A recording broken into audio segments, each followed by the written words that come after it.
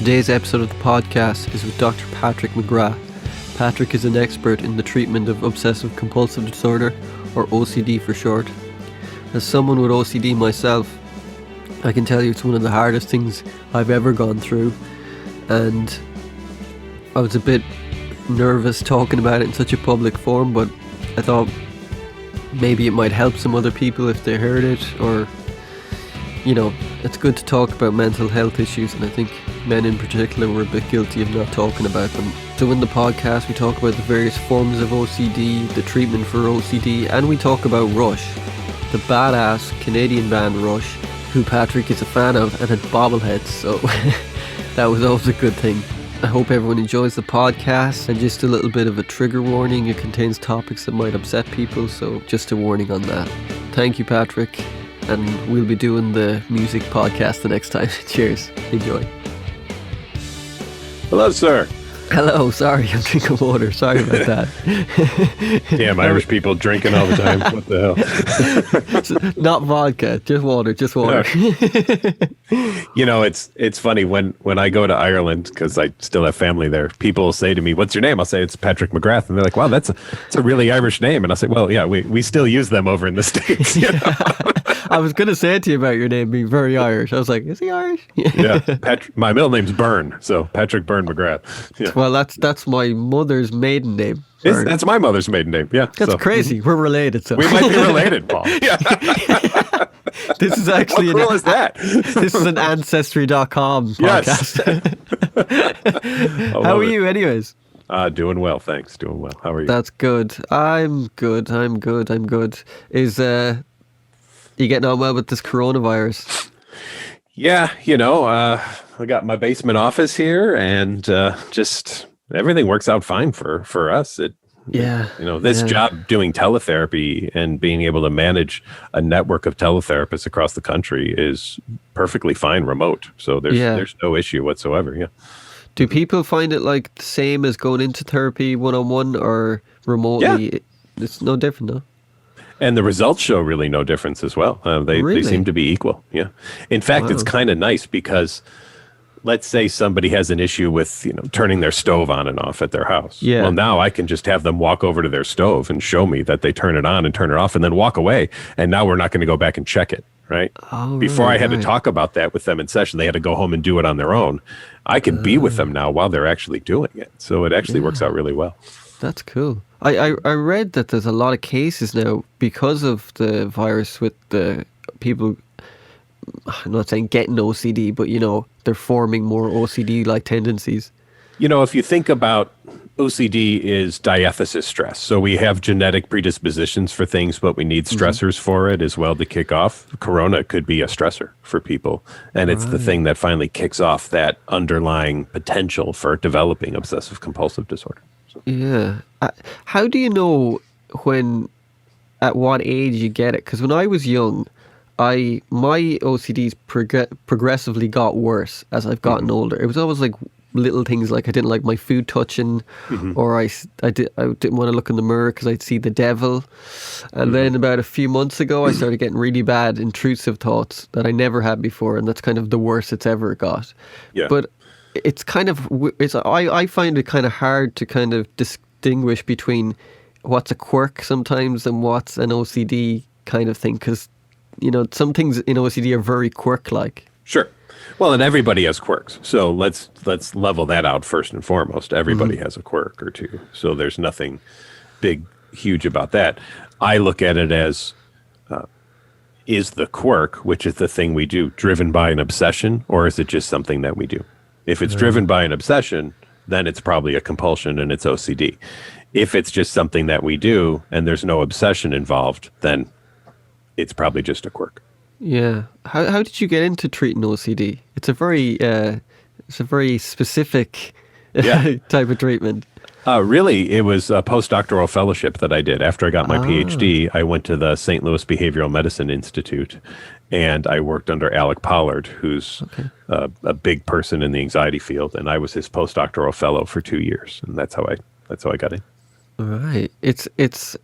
I mean, I have OCD, but it's quite fascinating the way it works, because the thing I struggle with is when things feel real, I think it's more, I don't know, is it more of a, people say it's a thinking disease, but I think it's more of a feeling kind of disease, because if it didn't feel real, it wouldn't be OCD.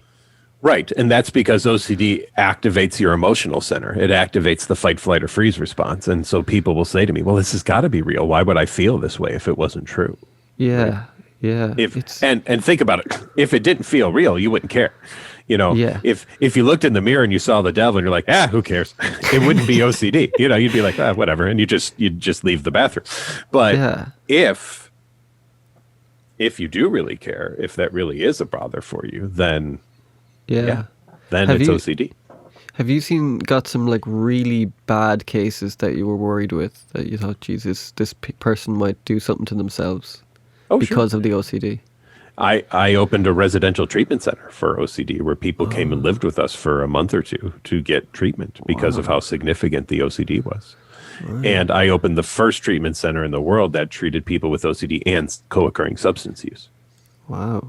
Well, I think it's great what you're doing, because, I thought first, for me, I was like, oh my God, I think I have schizophrenia or something like that, because it's such a weird kind of, to have stuff that you never had until you're 35. You'd always kind of small little increment things, like weird things. I thought I'd AIDS before. I don't know how that's probably quite a common one. I don't know. Yeah.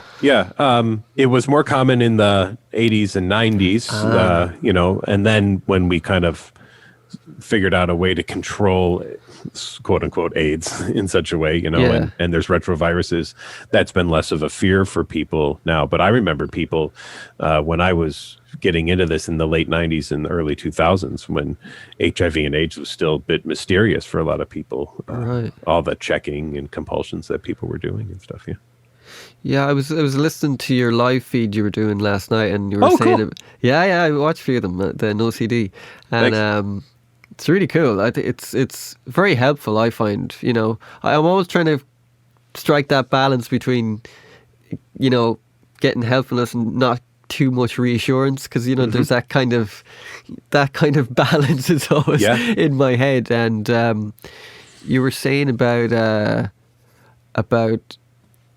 sometimes I would go, I wish I had that kind of OCD, but the other person would say the probably same thing about mine. And it kind of does show that the content really isn't important, but it's to get that into your own mind that's quite difficult.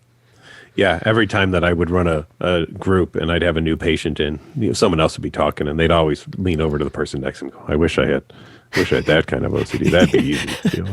And I always pause the group and say, well, that person just said what every one of you said when you joined the group, which was, why can't I have contamination fears? Well, because it doesn't bother you. That's why you don't have contamination fears. You would never have a kind of OCD that didn't trigger you. Makes no sense, right? And does it trigger something that means a lot to you, or something that you might find that's... Of course. Why is that, though? It's so weird, because it's your own brain. I know it's probably trying to protect you in a way, but it's a weird... Well, there's more guilt and there's more shame about those topics than something you don't care about, right? Yeah. It's odd. You don't have OCD, do you? I don't. No, actually. And I get that question all the time.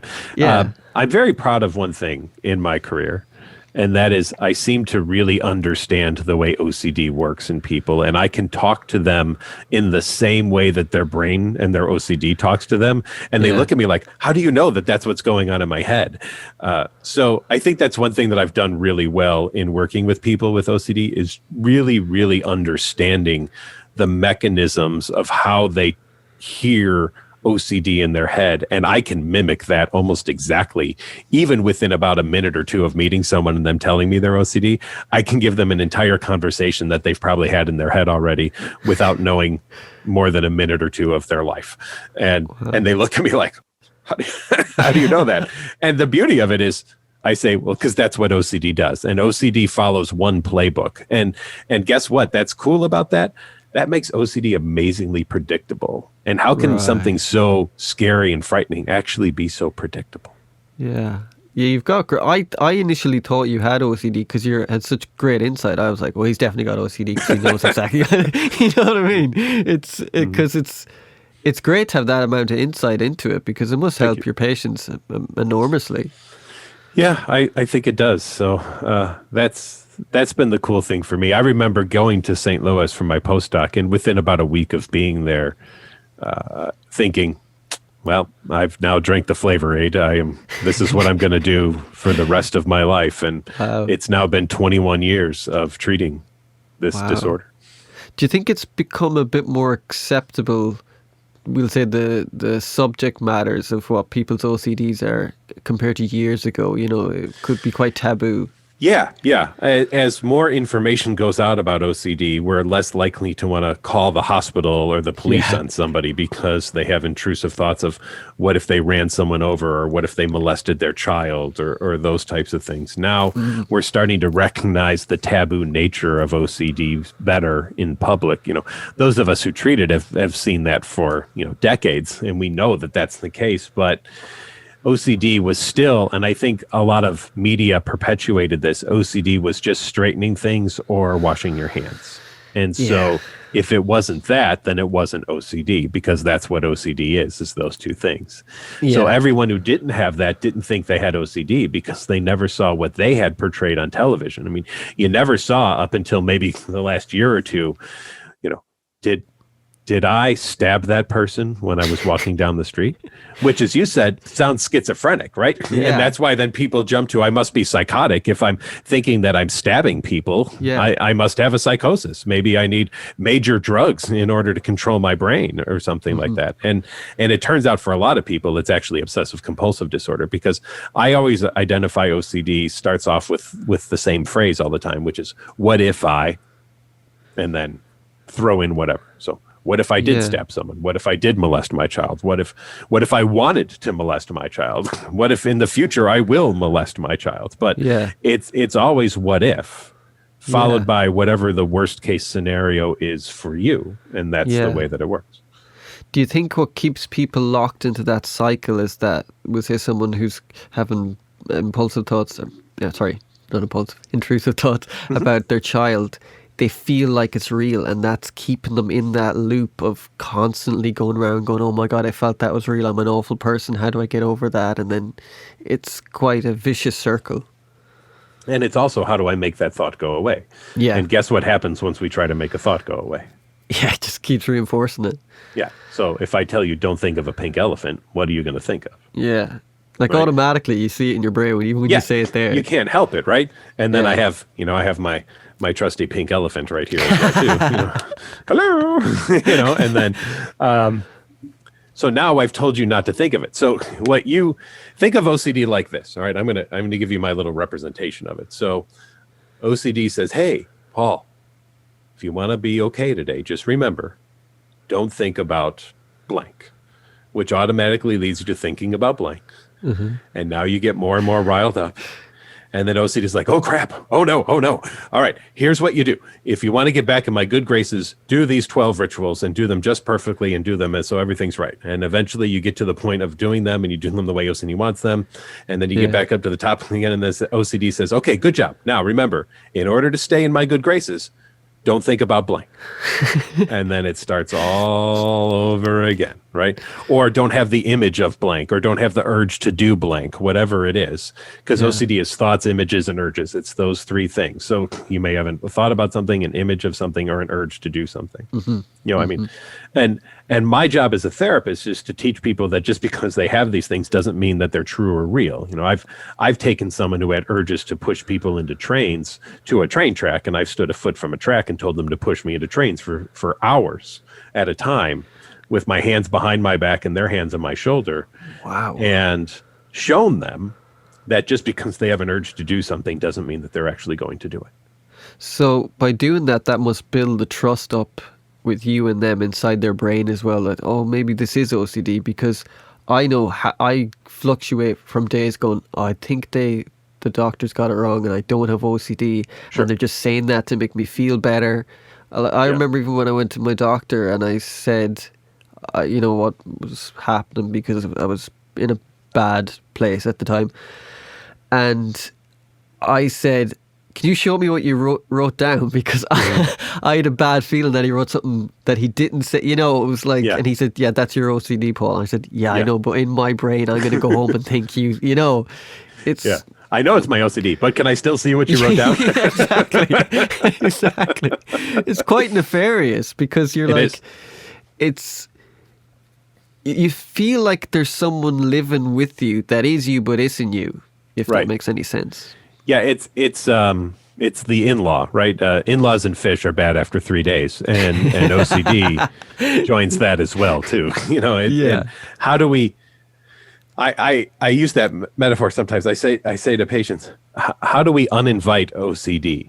Mm-hmm. Right. Unfortunately, OCD's been invited in because we fed it. And how do we feed OCD? We do compulsions. OCD feeds on one thing, which is compulsions. So the more compulsions we do, the more we fed OCD and the more it sticks around. You know, if you feed a stray cat, after a while, it wants to come in your house, right? And it just kind of moves in, and now it just wants you to feed it all the time. That's what OCD is like. So how do you get rid of OCD? You stop feeding OCD. And how do you stop feeding OCD? You stop doing compulsions. Yeah. And you have to sit with the disgust or the anxiety or the discomfort or the shame or the guilt that is brought on by those obsessions, and learn that just because that's there doesn't mean anything about you as a person. Mm-hmm. Mm-hmm. Yeah, the kind of, I think, is pure O. I know that's a term that some people don't like using, but my old stuff is I pure don't mental. really use it. Yeah, because it's all OCD, isn't it? Anyways, you're just doing mental compulsions. You're doing mental compulsions instead of physical compulsions. And so my problem with the pure O term really is more along the lines of, then it just sounds like you just have obsessions, right? When we say that. Yeah. So I look at it as you either have mental compulsions or you have physical compulsions, but it's all OCD. Yeah.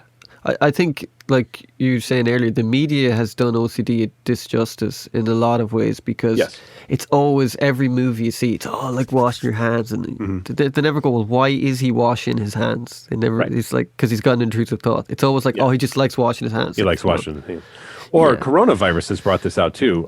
I wrote a blog. I have a little Psychology Today blog called "Don't Try Harder, Try Different," and on there I wrote a blog about, I was watching the news one night, and on the news, one of the newscasters said, well, maybe we should all just have a little OCD these days, and then we could wash our hands more. And I was, imagine if we said to somebody who was very overweight, and because, they had a genetic condition or something like that, why don't you develop a little bit of an eating disorder? Yeah, right? I know. The up in arms that people would have about that, rightly so. Yeah. And yet we can joke about OCD, which the World Health Organization considers to be one of the top 10 most disabling conditions in the world. Mm-hmm. But it's okay to make a joke about it, or to have entire TV programs about it, right? Yeah. Yeah. It's because it's a mental, it's exhausting. It's very exhausting because it's from the moment you wake up till the moment you go to bed, and it's like that balance of trying to go, okay, this isn't what it is, but it's very difficult because it's it's like someone constantly punching you. At some point you're going to go stop, and once you do that, you're kind of engaging with it, so it's very hard. Yeah, nobody wants OCD, right? And we shouldn't wish a little bit of OCD on anybody, because you're right, it is exhausting. I would contend that a day of physical activity versus a day of just being in my head all day long, the day of being in my head all day long is more exhausting than the day of physical activity. Oh, for sure. You have internally gut punched yourself so many times that it's just overwhelming, because you're mad at your own self for the thoughts that you have, right? Yeah. And the one difference then between somebody with or without OCD is that the person without OCD says, well, that was weird, and they let it go. And the person with OCD wants to find the meaning and the reason as to why.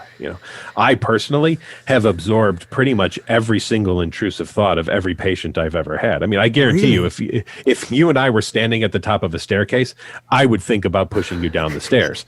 Why? Because I've treated people who have intrusive thoughts about what if I push people down. To this day, I can't now be on a staircase without contemplating pushing everybody on the stairs down the stairs. But to me, it's just a passing, oh yeah, I remember that one. And then I let it go. But if I had OCD, I would never want to be near a staircase, just in the off chance that I might one day follow through on that. And then that would mean that I'm a really bad person for having done that. Yeah. Do you think it's quite difficult, because I think a lot of people who have OCD about having OCD? Yeah, and then it can be OCD about that. It can be OCD about treatment too. Now, if I want to get rid of my OCD, I have to do the treatment perfectly, right? So OCD will get in the way of everything. And then there's the other part of OCD. Now that I'm feeling better and those thoughts or images or urges don't make me anxious anymore, does that mean I'm a horrible person because now they don't bother me anymore? Yeah, right? So you're damned if you do and you're damned if you don't. Yeah. Yeah, your OCD goes, hey, this isn't bothering you anymore. So this actually is true. And you're like, oh, so for God's sake. It is true. Then you really are a horrible person, because now you're not bothered by that thought. But that was the whole goal of therapy, was to not be bothered by that thought, right? So that's another hook that's the last ditch effort of, OCD's fallen off the cliff and it's just trying to grab at straws. And it's like, no, you're not afraid of that anymore. No, you're going to do it. Bring me back to save you, Because OCD lies to you. It's like it's your best friend. It's like, hey, Paul, the only reason you haven't actually done those things is because of me. Yeah. So if you get rid of me, then you're probably going to do those things. I'm the thing that's keeping you safe.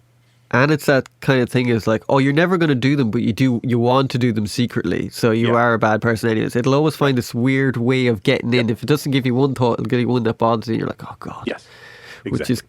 Do you find it quite a hard area to get into with people who have heterosexual OCD and homosexual OCD? That line of they're not homosexual and they're not heterosexual, if you know what I mean. They're the what if, the somewhere in the middle kind of experience, So now instead of calling it HOCD like we used to, we refer to it as sexual orientation or orientation OCD, because at first it was just it's only straight people who are afraid, what if I'm gay? But guess what? There's gay people who are afraid, what if I'm straight, right? So we can't call it HOCD and be inclusive. So we have to look at it as whatever I identify as, what if I'm not, is kind of where it's at. Or if I'm questioning what I am, then what does that say about me? Because I should have a definite answer. OCD demands a 100% definite answer.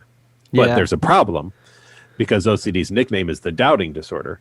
So OCD will never accept a 100% answer because it's the doubting disorder, but it demands a 100% answer because that's what it wants. So now you're in a quandary, right? How do you complete this loop, right? How can you give OCD a 100% answer when it will never accept it, even though that's what it demands? Yeah. Wow. It's crazy. It's so crazy. Do you find it difficult, some people who have, we'll say, a heterosexual or homosexual, or I said sexual orientation OCD, that I think people understand is they're not, if someone's straight, it's not like they're homophobic. It's that it's their identity isn't who they are anymore. Mm-hmm.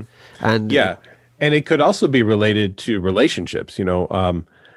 What would it mean if, as a married person with children, I suddenly realized that I'm not straight or I'm not gay? And that would mean I would leave my partner, I would lose my friends, I would lose my identity. It might affect my religious status, my political status, all of those things that come with the doubt of, if this thing were to be different than what I've identified it to be, look at all of the ramifications that it would have.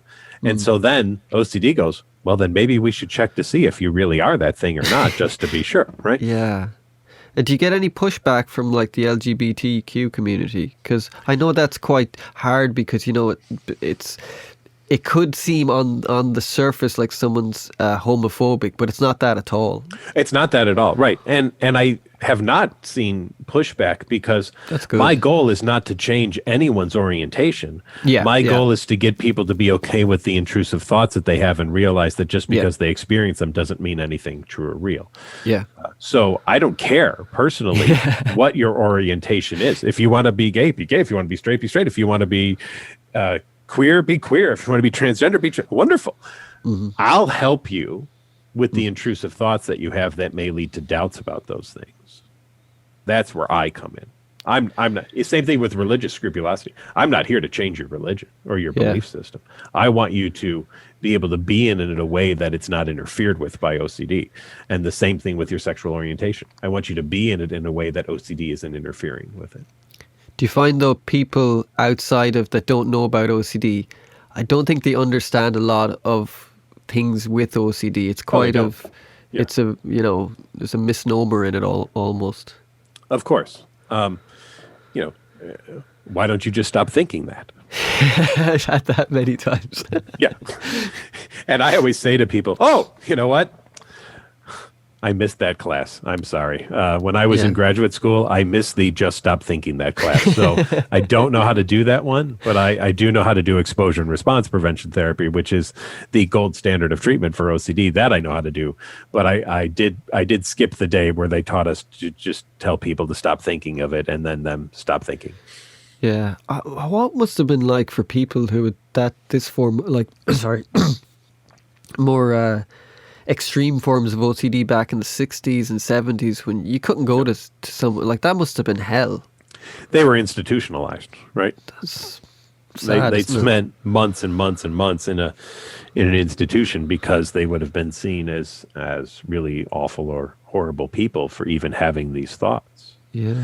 Or go back earlier, there's some amazingly awful treatments that were done to people.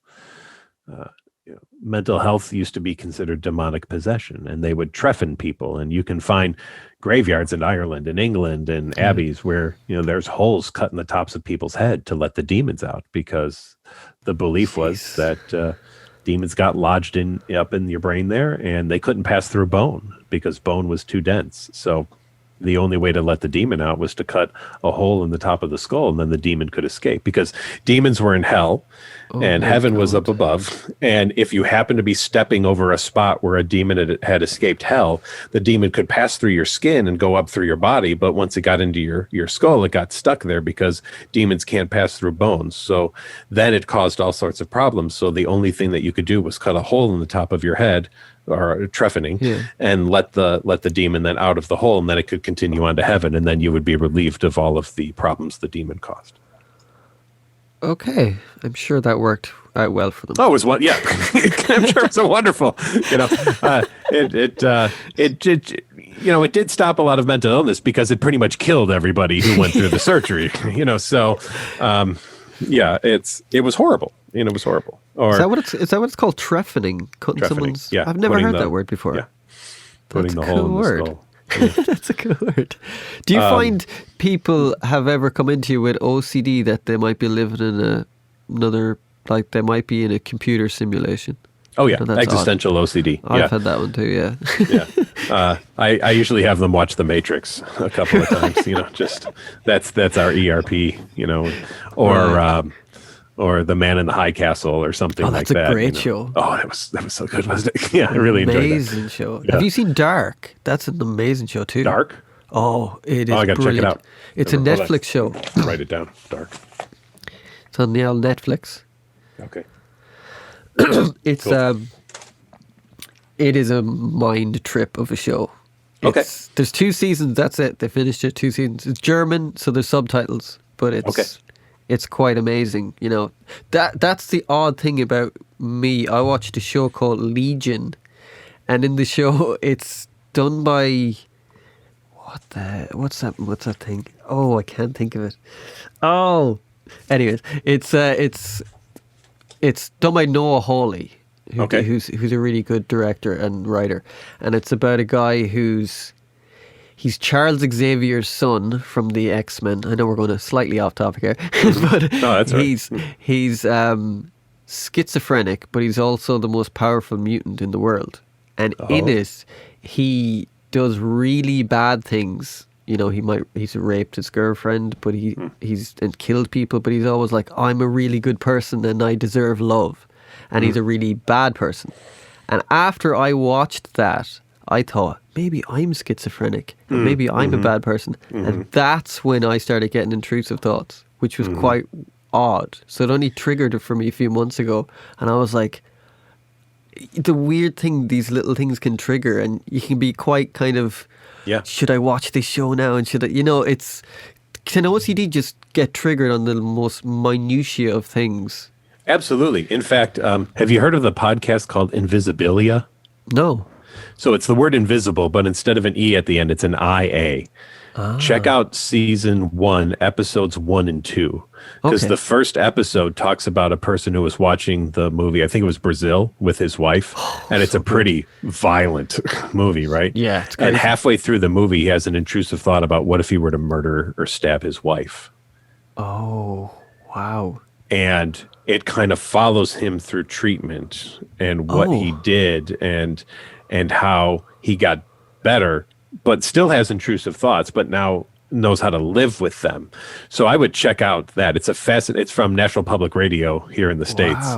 Wow. So check out Invisibilia. It's a wonderful show. Definitely will. So shows and stuff. Because in my head, in my brain was going, yeah, shows can't trigger that. It's Oh, sure they can. This Absolutely. Anything can trigger OCD. Yeah. Right? Absolutely anything can trigger OCD. It's such a weird. I think it's good though. Like what you're doing, it helps so many people. It's thank you. such a great thing, and like, thanks so much for what you're doing. It's very. I know it's a job, but you can tell that you're really, into what you're doing. It's not like, oh, I'm doing a job. It's you can feel that you're being sincere. Sincere, and I think that helps people with OCD because they don't want to get OCD about someone not being sincere. Right. Yeah. All right. Shut up, Paul. Let's move on. Yeah. That wouldn't work out well in therapy, right? Yeah. No. Well, So and it's been fun moving. I started with No CD in January, and our goal with No CD is to go international and to have therapists all over the world eventually. Yeah. So we're hitting all 50 states this year here in the United States. But the app is available across the world. It's free to download. I have it.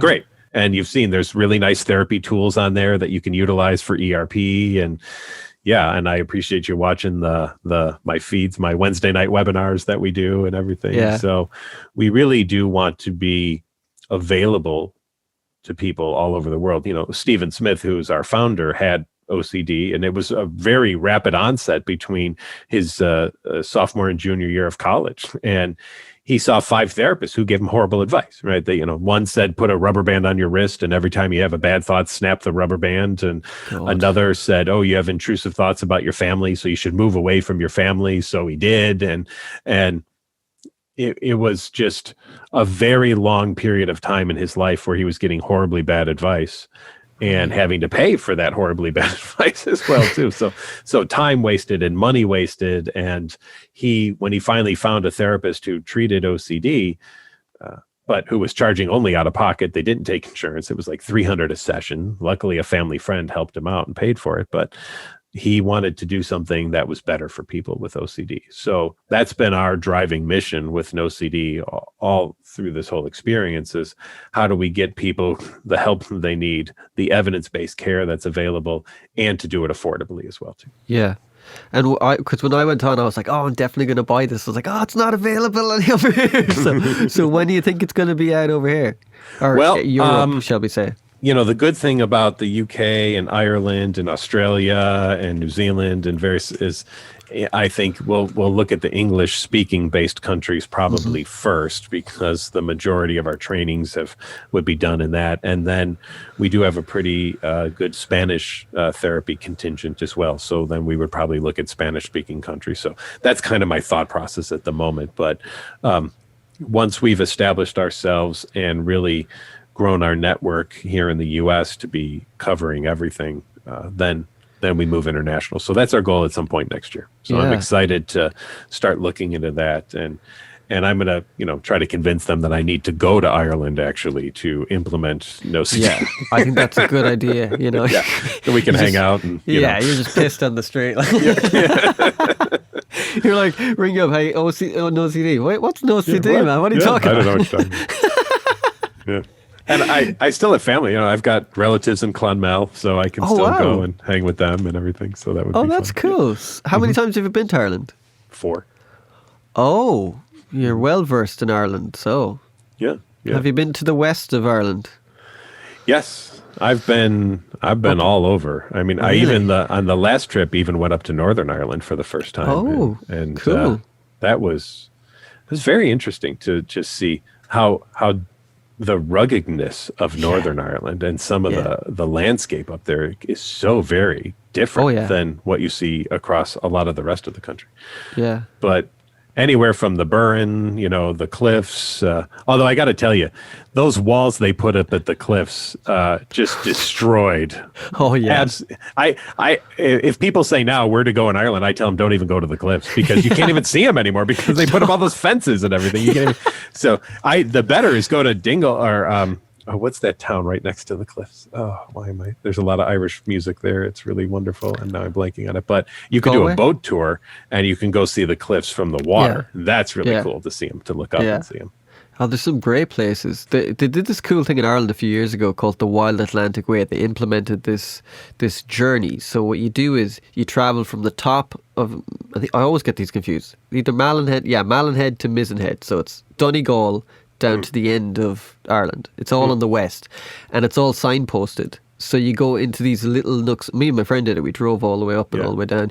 So you like hit Dingle and Kerry and everything along the way. Yeah. The ending is kind of in Kinsale, but it's Kinsale's beautiful. I love Kinsale. Yeah. It's amazing. You just see all these places that you were like, I don't even know this existed, and I'm living here all my life. And it's just beautiful. Yeah, it is beautiful. And I love some of the different accents, even just on an island that small. That like you go to Cork and they're like, Cork, Yeah. I'm from Cork, bye. How are you doing? Cork, And my parents loved. They were just there recently. They went to the Titanic Museum. They said it was incredible. Cool. Just to check that out. So I'm from Sligo, Yates country. Are you? Okay. Yeah, yeah. Little tiny place called Inniscrone. Okay. Right beside the sea. So it's quite small. Yeah. So I'm sure there's not too many OCD sufferers here because it's too small, but there's probably a few around. So don't open a clinic there, you're saying? It won't. That was my advice to you. If you're thinking about branching into the scroll, maybe think twice on that. Stick toward Dublin or maybe Cork, maybe. Exactly. So do you get much time to do other stuff that you like doing apart from because you seem really busy, you got your clinic and you got your patients. Yeah, well, this last year has been busy. I mean, and with Corona, I mean, almost great timing because Corona prevented a lot of travel or being able to do a lot of those things anyway. So I've been hunkered down with all of that. So this was fine to be as busy as I was this year because it's not like I was going to be going anywhere anyway. There was not going to be much traveling going. Yeah. I do miss the conferences. Every year I would usually go to 3 conferences and present and do talks. And now they've all been virtual. So I still get to do the talks and the presentations and the conferences, but you just don't have that social kind of 3 times a year. You'd see all your buddies in the anxiety field. And this year none of us really got to see each other. So that was sad to miss out on that. But it'll make it all better when you see each other again. Yeah. Is that a Rush Bobble? Yes, guys? Those are my Rush bobbleheads right there. Brilliant. I love the Rush. greatest band ever in the history of the world. Amazing. So, I couldn't. When Neil Peart died, I was so sad. I was like, "Come on, man!"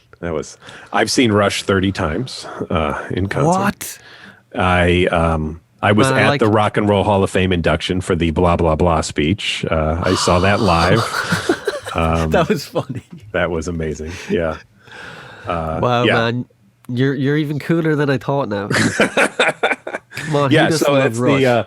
And then this bobblehead, that's me. That's a bobblehead of me right there. So that's me watching Rush play in concert. I'm standing, I'm backstage, and get to be backstage with Rush there. But that's cool. You've seen them 30 times. Oh 30, man, I'm so jealous. They played Ireland a few years ago, and I was like, I was sick or something, and I said, I'll get them the next time. And then they stopped playing. I was like, oh my God, I never seen Rush. I'm too young to see them. I saw something on the, I'm on all the, Rush listservs and everything. And somebody posted something about, how be thankful that you lived in the moment in history where you got to see these guys live. Oh man. So and never will that happen again, right? So that's cool, man. And like they had such a great dynamic between the three of them. They all played just perfectly. I'd say obviously Neil was probably the most virtuoso of the lot of them, but the other boys, Geddy and Alex, still they were great. They're great players. Yeah. Well, the thing that I loved about Alex is, you look at many bands, and at the top of their chart, if you have their music in front of you, you'll see 3 chords, right? And then you open a Rush, and Alex has 28 chords, listed. Yeah. And it's like, crap, that's a lot of chords to play in this song. And then the time signatures, there's got to be a bar of 7/8 somewhere in one of their songs everywhere. And then to watch Geddy sing, play the bass with one hand, the bass pedals with one foot, the hand on the keyboard, all at the same time. I don't. Have you read Neil's books?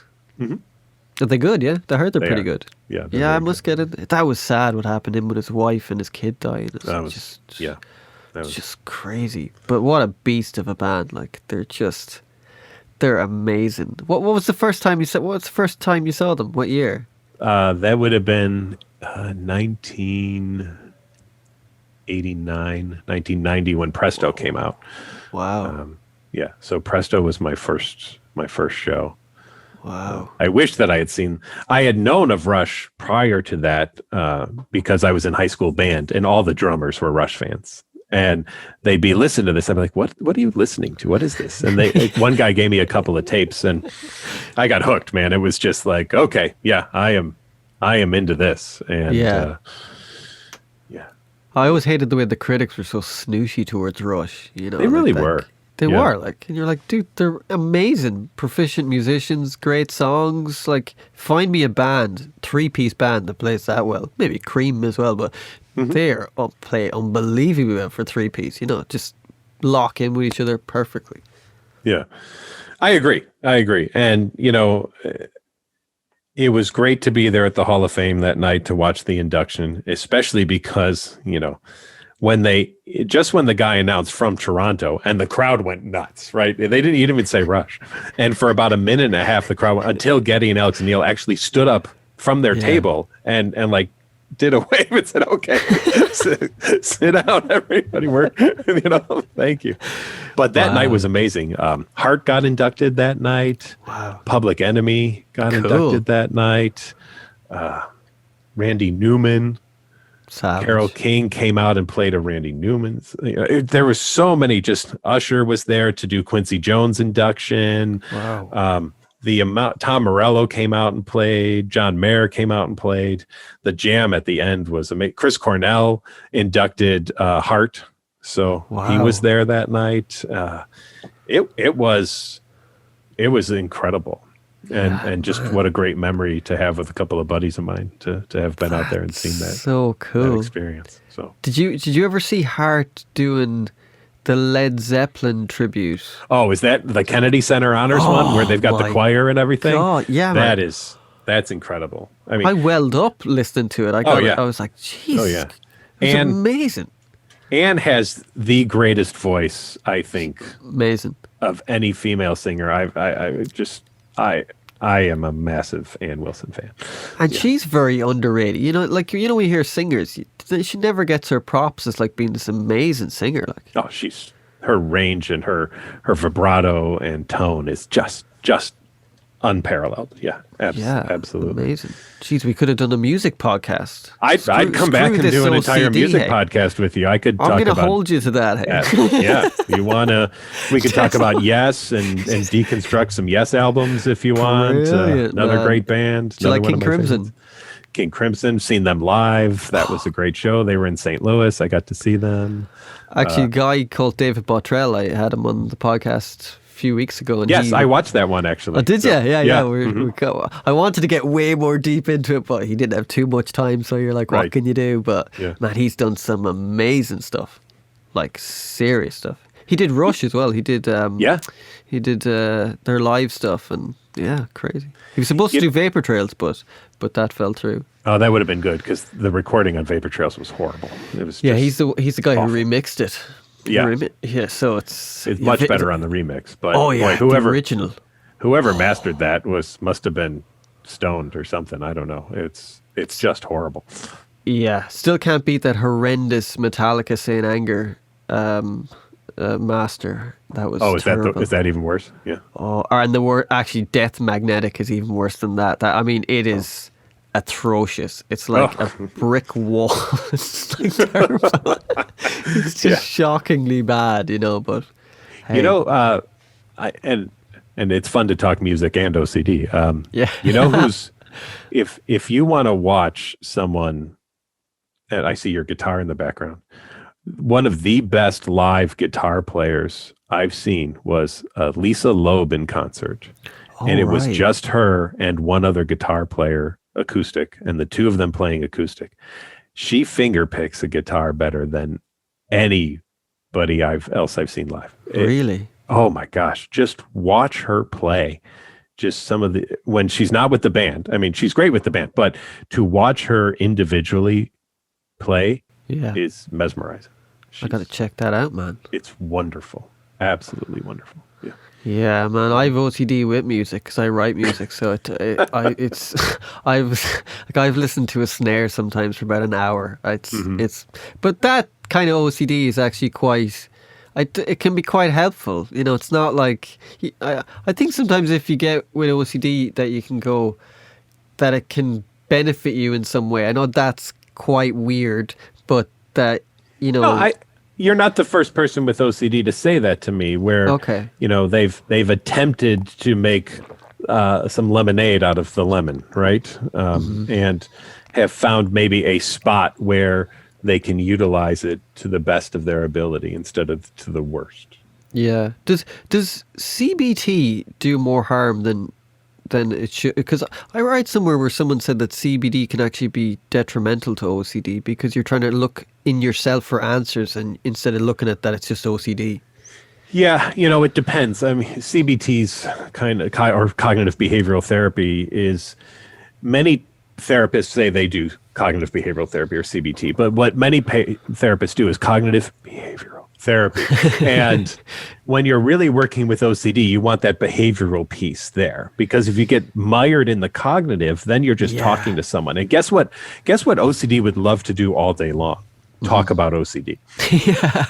OCD, I mean, that's OCD's jam right there. Oh, wait, you want to talk to me for the next 7 hours about why this might be dangerous? I'm all in. Let's go, right? Let's do that, because that sounds amazing.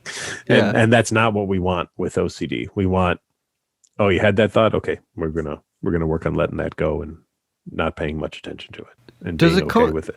Does it come from like your ego or insecurities? Is that where OCD comes from? Because it's very you get an ego phrase. You hear ego syntonic or ego dystonic, and basically what that means is ego dystonic means I don't like the thoughts that I'm having and I don't want them, and ego syntonic means I welcome them and I do kind of enjoy them. But in terms of id, ego, super ego, Freudian stuff, we don't use that in psychology.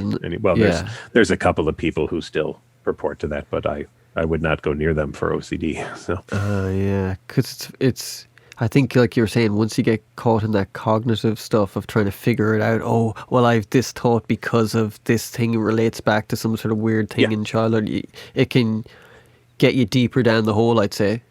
Well, and then if you find that weird thing in childhood, now you're going to be bad. Now, why did I let that happen? Yeah. Why didn't I do something else when I was 12 years old? And now you've got hours of beating yourself up over, had I not let that happen, then I would have never had this experience, right? Yeah. I would have never then had OCD. So I'll do two things. I'll beat myself up over being 12 and being stupid because I let that happen.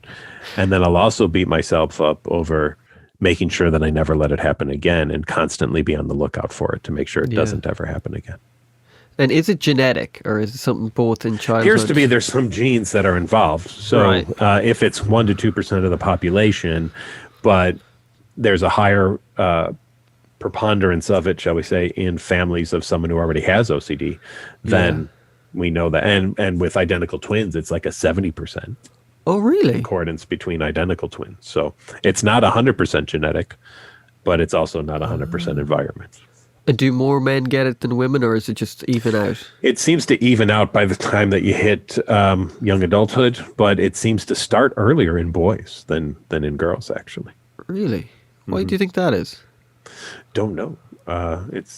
We don't know. Is there a lot that isn't known about OCD, or is everything kind of known, or is there just stuff that? Oh, there's always more to learn, right?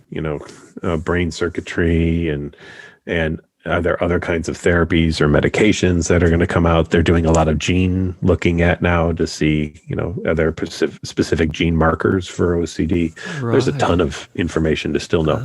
But to this date, the best thing to do is exposure and response prevention therapy, or exposure and response prevention therapy plus medication.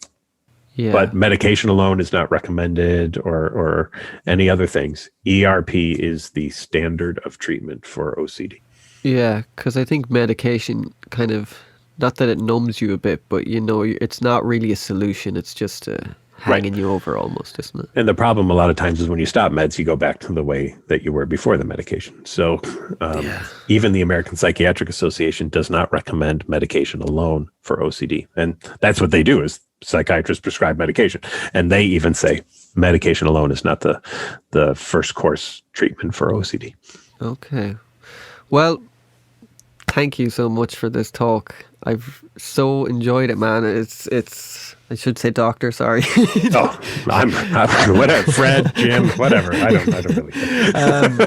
Thanks so much for taking time. I really appreciate it, and you're doing great work, and it's great to have someone like you and the people at OCD and online and giving information to people, because it really does help people. It definitely helped me, so thank you very much for that, and thanks so much for coming on the podcast, and come back and we'll talk about Rush. Just send me an email and we'll do an hour of Rush and other great music. I even see Pet Sounds in the back there. Oh yeah, man. Good stuff. Have you listened to Wishing You Were Here by Chicago? No.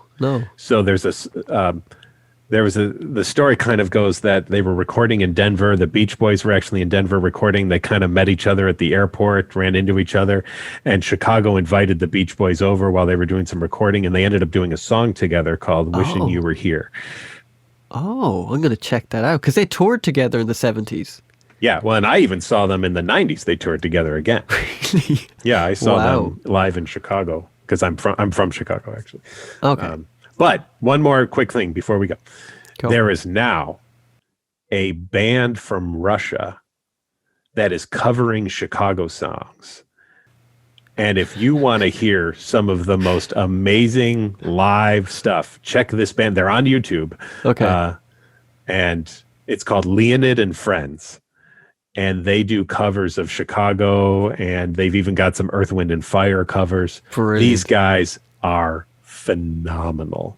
Great. None of them speak English, but they hit it note for note. Every single song they hit note for note on Chicago. So check out Leonid and Friends. They're amazing. Oh, defo. Well, thank you so much for this. I really, really, really appreciate it. And absolutely. Great to have talk a great day, and too bad it wasn't 2112 next year. We could have done that Rush. I'm sad that I won't live to 2112, because I would love to live that long just to play it on January 1st of 2112. That would be wonderful. It's 2021, so we could kind of, put the numbers, we can skew it some way, 100 years from now. This is the pre-100th anniversry of 2112. Exactly.